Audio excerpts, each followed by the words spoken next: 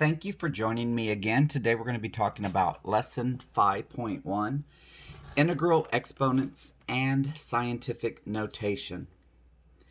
Keywords today are going to be exponential expression, base, exponent, power, quotient rule and product rule, scientific notation, integral exponents, negative exponents, and zero exponents. Not zero exponents as there's none, but the exponent is the number 0. Let's start off with integral exponents. What are integral exponents? Simply defined, they are exponents that are integers. Integral is just a form of the word integers. So what are integers? Well, those are those whole numbers like 0, 1, 2, 3, 4, 5, 6, 7, 8, 9, 10, all the way to infinity, and all of the negative numbers, their opposites, -1, -2, -3, so on and so forth. When we're specifically speaking about exponential expressions, we're going to write something that looks like this. We're going to write some type of value here and some type of number value there. This upper value right here, x, stands for our exponent or our power. It literally stands for the exponential power that we're raising our base to. And what's the base? Well, that's this guy right down here. This is the base. And if you ever see this here, it means base B times itself times itself. So B times B times B times B times ... times a final B. And we're going to be multiplying B by itself an X number of times.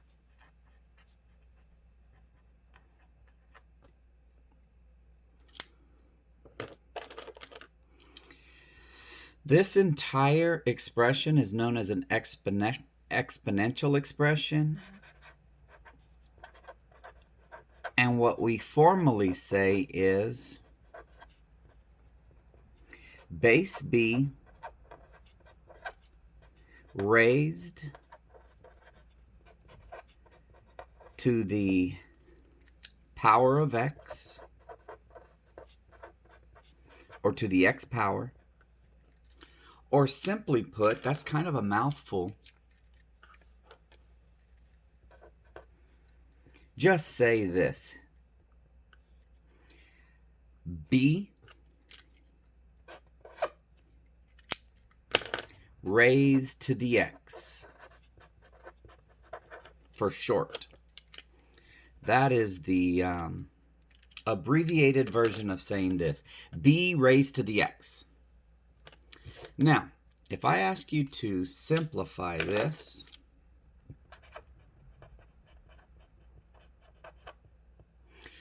two raised to the 5th power, I don't just want you to put it in the calculator. I want you to write it out.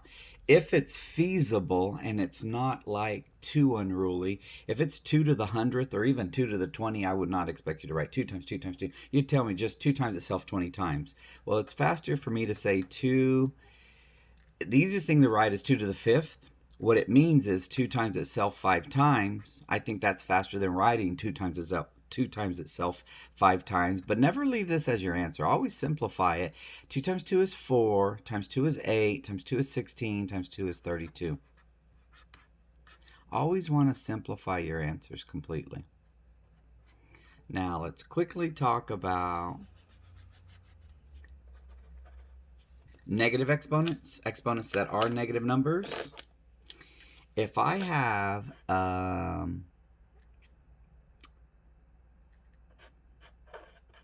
negative exponents. If I have an expression that's b raised to the negative x power, Without getting into it too much, I want you to memorize that this is equivalent to the reciprocal of b, 1 over b, raised to the positive x power. So what we wanted to do was take our base and flip it around, and that can be simplified even a little more because we know what 1 raised to any power is. It's always going to fall on the number 1. It's always going to equal to the number 1. 1 times 1 times 1 times 1, whether you do it once or a zillion times, it's always going to be 1. But this b raised to the x power, we don't know what it is. So if we start off with b to the negative x, we can end up with 1 over b to the x, okay? Unless it's scientific notation, or sci note for short, always fix your negative exponents. And what I mean by fix them is don't leave them as negative exponents, simplify them, and always write your answers using positive exponents. All right, let's talk about something called the product rule. The product rule. It says anytime you have one exponential expression times another exponential expression, if the bases are the same, then keep the base and add the exponents. B to the x times b to the y is the same thing as b to the x plus y power. And in our first example today, we'll say simplify.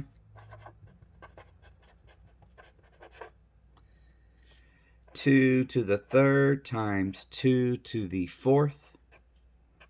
Oh, just like this, it's going to be, this step can be skipped after a while. What's a while? A night or two of homework.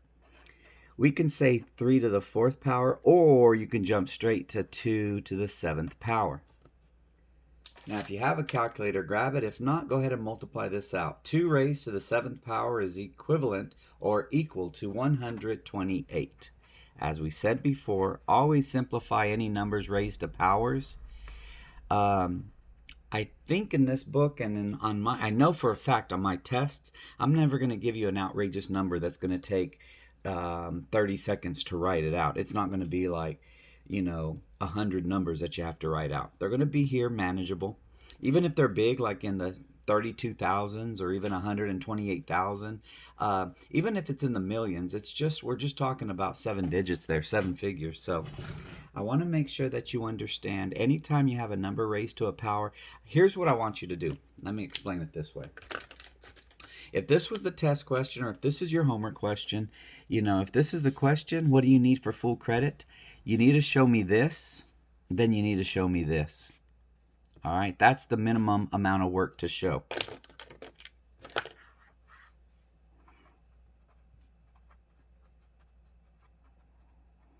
Because I don't want you just plugging this in the calculator. I don't care if you can do this. 2 raised to the third times 2 raised to the fourth.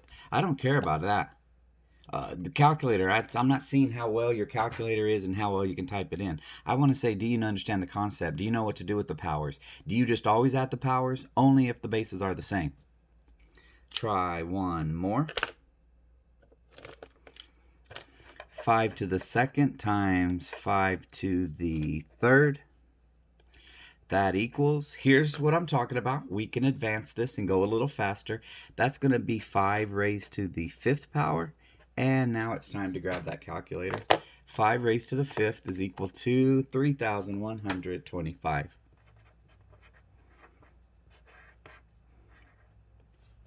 All right. Let me know if you have any questions.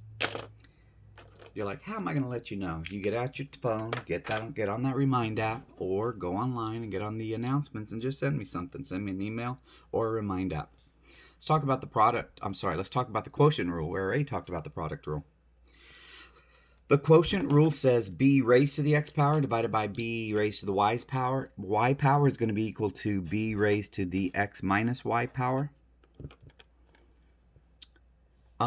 Just like the product rule, it has this shortcut, and we'll look at example 2. Simplify.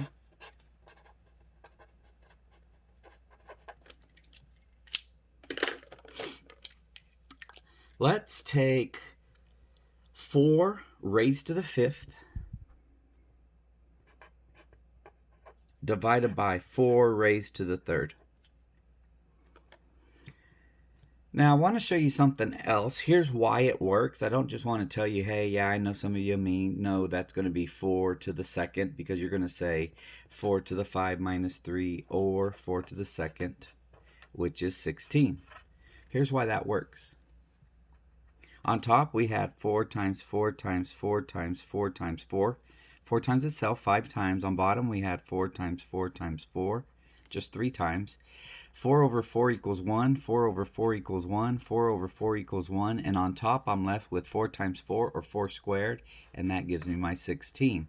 I skipped showing you this method up here, but it works the same way. Now, I want to show you if this was example 1A, 1B, 2A. Here's 2B. Let's take 2 to the 5th divided by 2 to the 9th. Now, a lot of y'all have learned, correctly or incorrectly, you've learned it's always top minus bottom. Well, yeah, it's top minus bottom, but what happens if you end up in this case with a negative number? There's a way around it where you don't have to do this. Remember what this is? It's going to be 2 times itself 5 times, and this over here is going to be 2 times itself 9 times. 2, 3, 4. So look what's happening. You get rid of 5 of the 2 times on top. You get rid of 5 of these 2's times each other on bottom. So you're left with 4 on bottom. So yeah, you're going to subtract it, but here's what happens. All of these go away, and then you want to do a minus 5 down here. If you took 5 away from here, you got to take 5 away from here, and you're left with 1 over 2 to the 4th.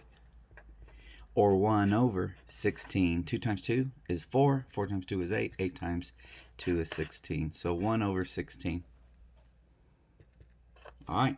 Pretty simple. Pretty straightforward. And our last example, or at least a last statement. Always, always, always simplify your answers completely. Example 3. When we're dealing with 0 exponents, as in 0 is your exponent.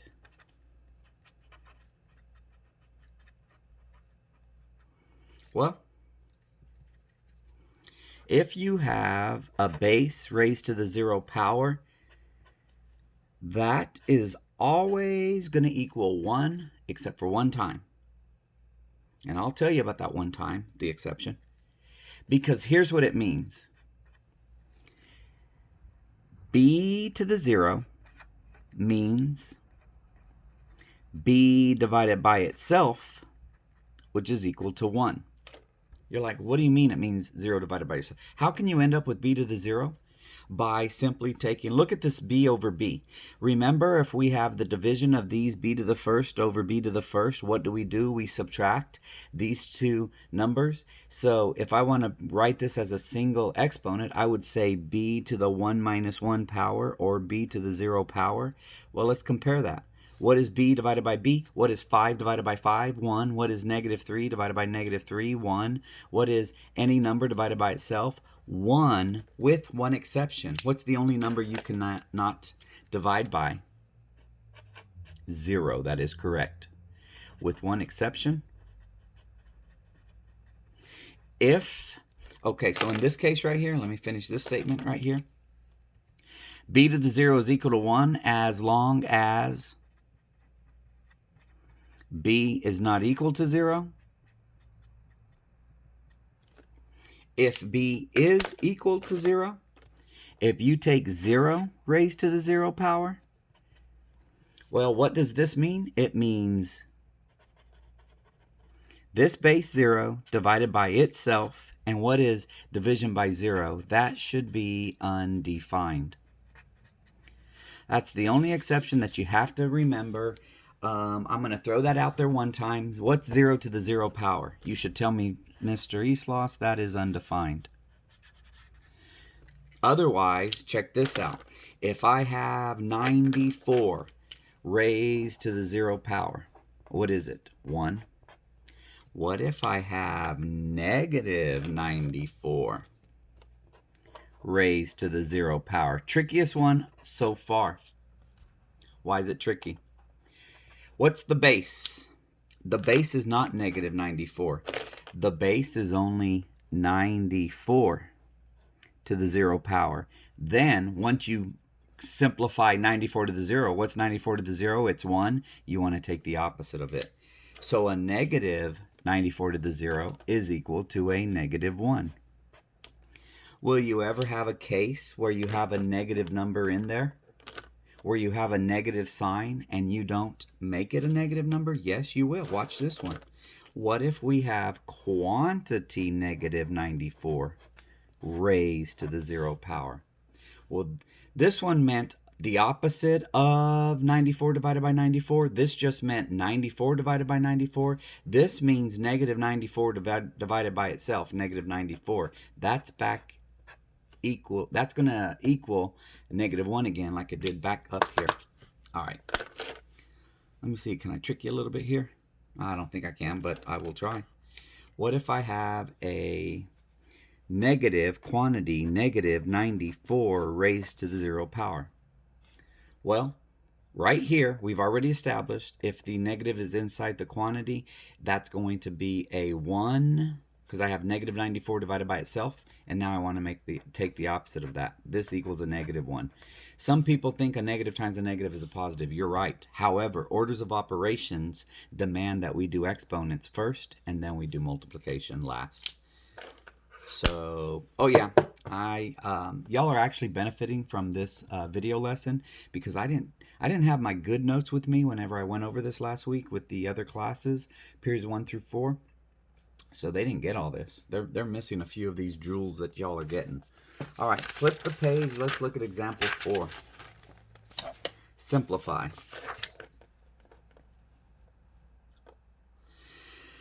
All right, here's a suggestion how you should and how you need to simplify this problem. What I like to do first is, if possible, if it's ever possible, I like to turn all these negative exponents into positive exponents by, let me see. If I just give you examples of this, I'm not going to be talking in formal mathematics right now. If I want to get rid of this negative power, I'm going to move it from the attic down to the basement and then change the sign. I'm going to move this from the attic to the basement, and I'm going to move this from the basement to the attic. Now let me speak correctly.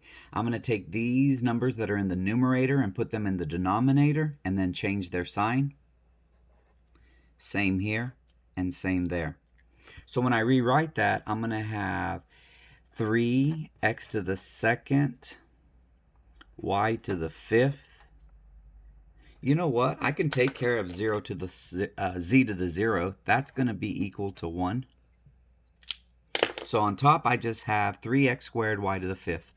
On bottom, I have 12 x to the first, x to the third, y to the second, z to the fourth. Before we do some big top and bottom canceling, let's do side-by-side canceling. X to the first times x to the third is going to be equal to, add your exponents, 1 plus 3 is 4, x to the fourth. Notice what I do is I kind of show you what I'm doing and then I mark it out so that way everybody understands what's going on. And then I don't just kind of scribble a little 4 in there. I write x to the fourth power. Last thing I'm going to do is this here. 3 divided by 3 is 1. 12 divided by that same number 3 is 4. 3 over 12 is the same thing as 1 over 4 in its simplified form. Final answer. Let's see what to do here. I have some x's on top and x's on bottom. I'm going to mark out the smaller x's. How many were there? There were 2 there. So I'm going to take 2 away from this. This is going to become x to the second. Let's do the same thing with the y's. I have y to the fifth and y to the second. Mark out all those. How many did you get rid of? I got rid of 2, so I need to get rid of 2 from this. This becomes y to the third. There are no more z's to mess with. There's just some z's on the bottom, not on the top, so there's no canceling going on there. Let's see what we have left on the top in the numerator. I have 1 times 1 times y to the third. So I have y to the third divided by, on bottom I have 4 times x to the second times 1 times z to the fourth, or 4x to the second z to the fourth. And that is a final simplified answer. Now, can you get there other ways? Yes, you can. I don't care how you get here. This is just the quickest way I know how to get here. It's a consistent and an effective way of getting from this to the final answer. Don't sweat it. Just pick a method and then practice it. Okay, let's talk about scientific notation. For scientific notation, for a number to be in scientific notation, this number, or the absolute value of this number, n, has to fall in between the numbers 1 and 10. And there's a little bit more to that rule. It can equal the number 1, but it cannot equal the number 10. So these numbers would work. 1.0, 1.01, 1.2, 1.5, 2, 3, 4, 5, 6, 7, 8, 9, 9.9, 9.99, 9.999. What will not work is the number 10. Once it hits the number 10, it's gone too far. It can be as small as the number 1, but it cannot be equal to or bigger than the number 10. It has to be smaller than 10. Now, why did I say the absolute value of it? Because it doesn't matter if it's on the right or the left side of the number 0. This is still true. I can pick the numbers negative 1.0, negative 1.1, negative 1.5, negative 2, negative 5, negative 9, negative 9.99, negative 9.999, and all those are still, they still satisfy the condition for scientific notation. So let's look at this. Take the number 3.49 times 10 to the 9th power and convert it into it is scientific notation. Convert it back into standard notation. What you want to do is move this decimal. And if this number is positive, that means that this should be a relatively big or bigger number. Bigger than what? Bigger than 0. A lot bigger than 0. My bad. How did I say it last week? I said it like this. If the exponent is positive, then this number should be farther from 0 than what you think. No, I don't know. Let me just show you here. Move this decimal 9 times to the right. I moved it twice. I ran out of numbers, so now I'm going to fill it in with zeros. How many more times do I have to move it? Well, I moved it once, I move it twice, I need to move it 7 more times. So start by writing 3, 4, 9 with 7 zeros. 1, 2, 3, 4, 5, 6, 7. Now count backwards. Every 3 spaces, put a comma. And it looks like our number is 3,490,000. Make that 3,490,000,000. The reason somebody invented scientific notation was so that way we wouldn't spend a lot of time or a lot of space writing these very big numbers. What do very big numbers come from? Well, this could come from maybe the number of people in the world, or maybe the distance from here to the planet Jupiter. Maybe it's going to be something like the speed of light. And those are very big numbers. Conversely, if we have very small numbers like 7.68, by the way, do one thing for me. Hopefully this doesn't mess you up too much. A lot of people don't get this and understand this. Let's make this a negative 3.49. It still falls in between. If I take the absolute value of that number, it still falls between the numbers 1 and 10. That just means this has to be a negative 3.49. Now, why am I telling you that? What's the whole purpose of that? Well, some people misconstrue or they have disinformation that think, hey, if it has a positive exponent, it has to be a big number. In fact, I know some teachers teach it incorrectly that way. Positive exponents don't mean positive numbers. Positive exponents mean far away numbers. Far away from what? Far away from 0. Isn't this far away from 0? It is, but it's super far to the left.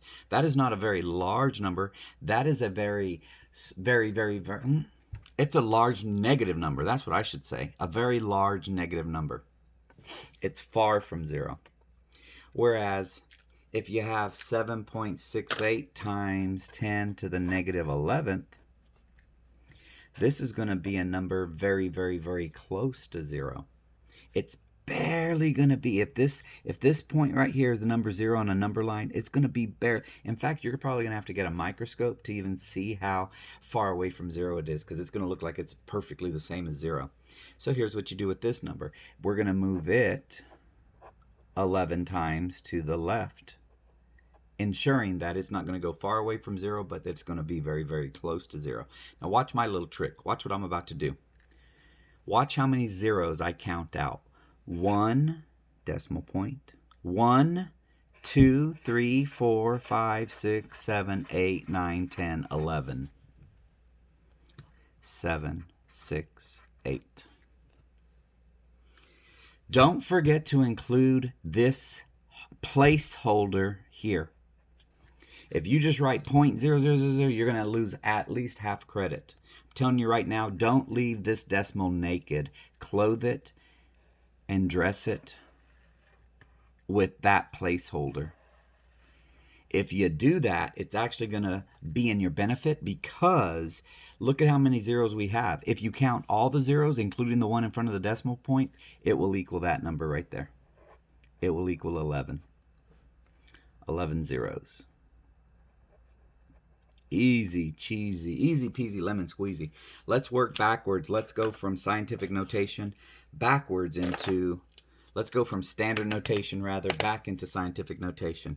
Let's take the number. I don't want to tell you what it is yet. I'm going to write it down. Let me think. Let's go with 94 trillion 300 billion million thousand there. 94 trillion 300 billion as the number that we want to turn into scientific notation. Well, working backwards. I'm just going to count by threes. This is 3, this is 6, this is 9, this is 12, and I need to move it one more time. 13 times is how many times we moved it. So we're going to start off with the number 9.43 times 10. How many times did we move this? We moved it 13 times. I'm going to write a positive 13. I don't memorize left or right. I just remember type of number. Is this a number far from 0? Yes, it is. Then that has to be a positive exponent. If it's a negative exponent, look at what we have. Anytime we have negative exponents, that's going to be super close to 0 because of this negative 11. So if I ever gave you the number, just count the zeros with me. 1, 2, 3, 4, 5, 6, 7, 8, 9, 10, 11, 12, 13, 14, 2, 5, 3. There was 14 zeros there. That's all you needed to know. 14 zeros. Including that, there's 14, 2, 4, 6, 8, 10, 12, 14. Just double checked before I gave you wrong info. So the n number has to be between, the absolute value of this has to be in between, let's make this a negative real quick.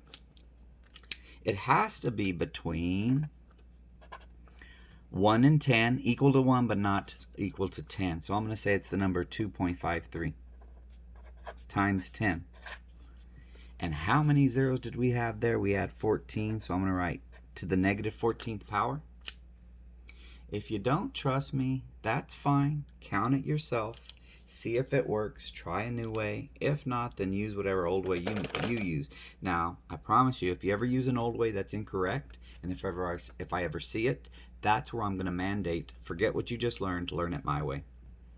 If you have a way that works, then go ahead and use it. Obviously. If you learned a way and you had a teacher that taught you a way and you've memorized it that way or learned it that way, then I'm not trying to teach you a new trick. I'm just trying to show you a new or hopefully a better way to learn things. All right, for our last problem, calculate the time it takes for sunlight to reach Venus and I want this to be in hours. All right. No, I don't. I actually want it to be in minutes. I want my final answer to be measured in minutes. All right, let's take a look at what we have. Venus is one of the planets in our solar system. Now, this is a bit tricky because this is only an average distance, meaning sometimes Venus is closer to the sun than this and other times it's further away. Why is that the case? Well, simply put, our planets do not travel circular. If this is the sun, the planets don't travel perfect circular orbits around it, and they're not always the same distance around. All our planets tend to travel in an elliptical pattern, an egg shape, an oval, if you will. I don't like using that word in this class because it's not the proper word. Sometimes it's very close, sometimes it's very far. If you take the average distance Venus is from the sun is this number right here, 67.406 million miles. So let me rewrite it like 67,406,000 miles. Or let me see if I can change it into that sine note. Let me see if I can turn it into a blue sine note. 6.7406 times 10, 367 times 10 to the 7th miles. All right. It's easier for me to compute if I have them in these tidy scientific notations than if I left them in standard notations. That's just me. Speed of light. This is a little incorrect. I left some major points off this.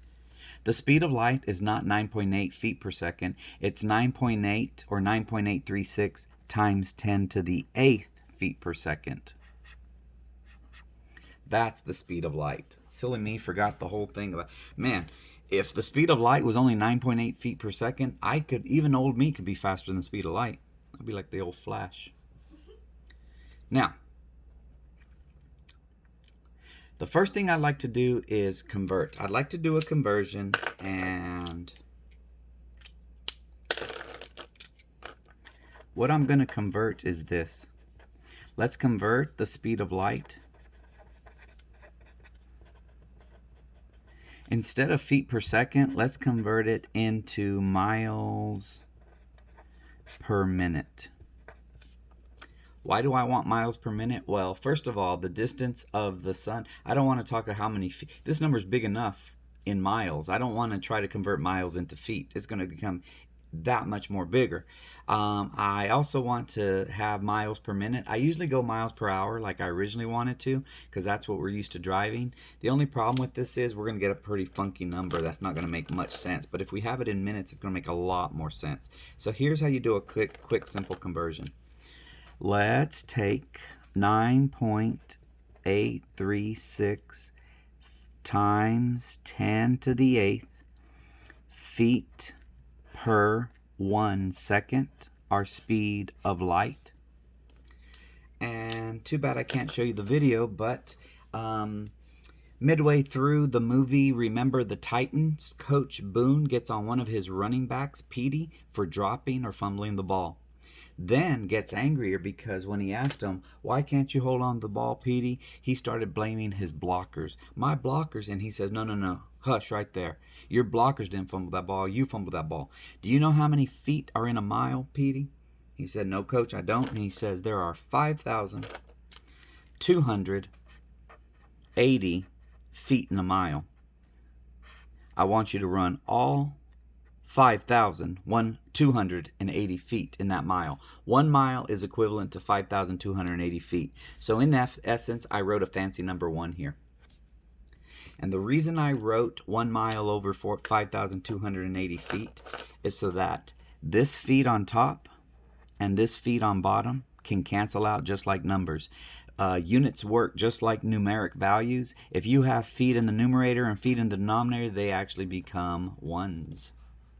And now if I did this calculation, I would know how many miles per second I'm traveling. Well, I don't want miles per second. I want miles per minute. So I got to do one more conversion. There are 60 seconds in 1 minute. Why did I do the 60 seconds on top? Because I have seconds in the denominator, so I need a seconds in the numerator to cancel out with it. Alright, so let me see if I can do this mess right now. Maybe it will give me something. I have a good calculator now. Hopefully you can follow along with me. I want 9.836 times 10 to the... I know there's some button for that, but I'm not going to go search it yet. Times 10 to the 8th power. And I'm multiplying it. Well, first of all, I'm going to divide it by 5,280. Then I'm going to multiply it by 60. And that comes out to this pretty funky number, which, man, I should have set it up in scientific notation. Nope, that's for another day, another course. The fastest way I can fix this is like this. Count. 1, 2, 3, 4, 5, 6, 7. Speed of light is approximately 1.1177 times 10 to the, I think I said 7th power. 1, 2, 3, 4, 5, 6, 7th power miles per minute.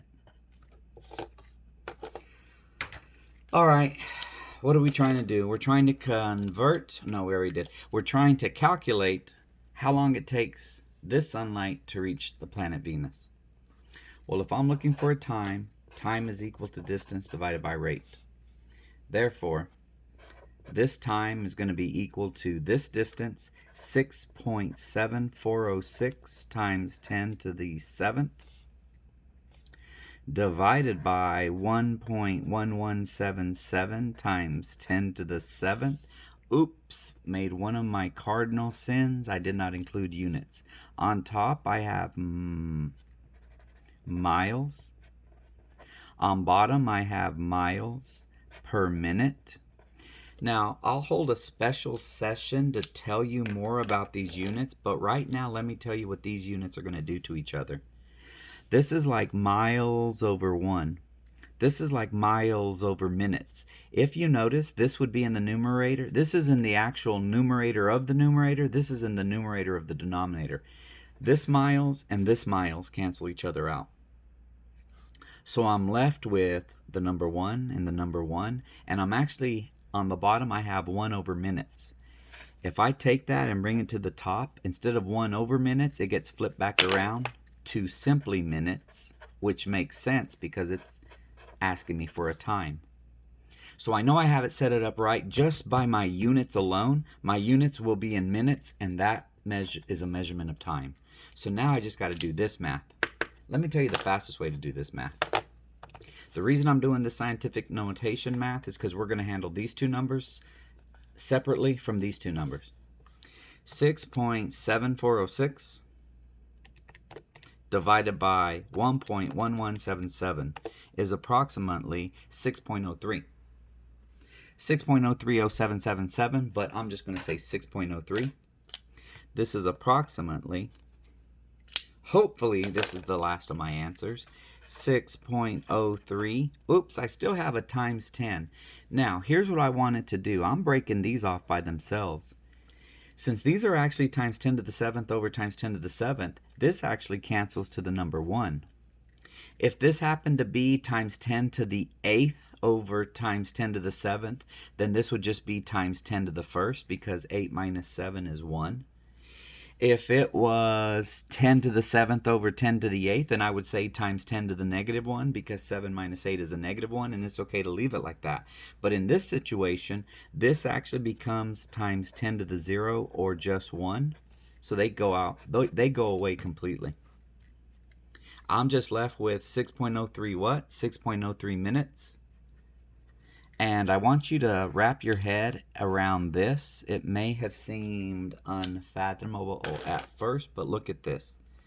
As soon as sunlight leaves our sun, and travels to Venus, it will reach it in 6.03 minutes. Wow, pretty mind-boggling. Anyway, that was a long example. That was a long lesson, but that's why we do scientific notation, or that's one way we can use scientific notation. I hope this helps you. Y'all have a good evening, and I'll talk to y'all later. Bye.